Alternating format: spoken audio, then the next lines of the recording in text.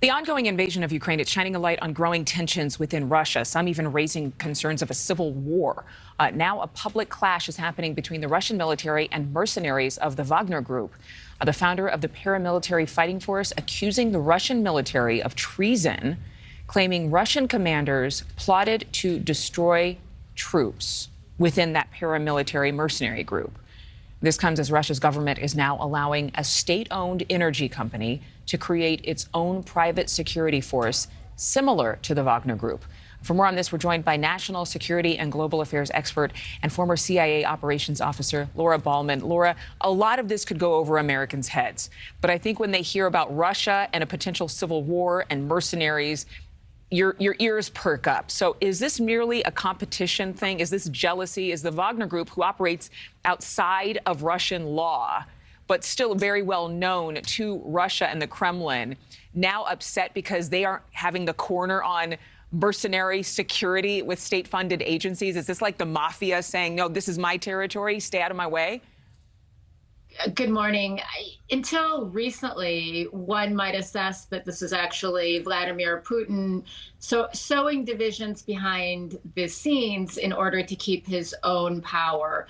But usually when that happened, it was not brought into the public arena. So that's why this is so notable. You know, the fact that the Minister of Defense, Shoigu, and his deputy, basically the chief of staff, Gerasimov, are in competition with the Wagner's group leader Prigozhin, in and of itself is not surprising. You know, if we consider that in the last 2.5 or 3 decades, the rise of private contractors to perform historically or traditionally government activities in places like Afghanistan and Iraq have become the norm.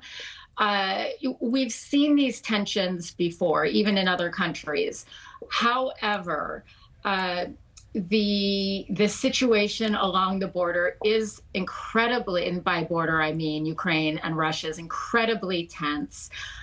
One thing that gives me pause, if I were in Putin's shoes, would be, okay, we've already lost 200,000 soldiers.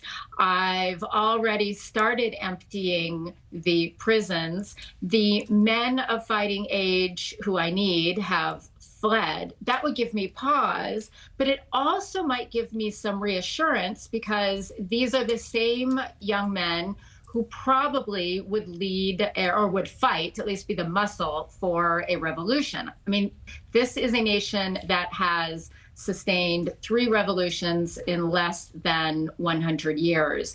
So while people are saying, oh, does this mean Russia is on the brink of revolution?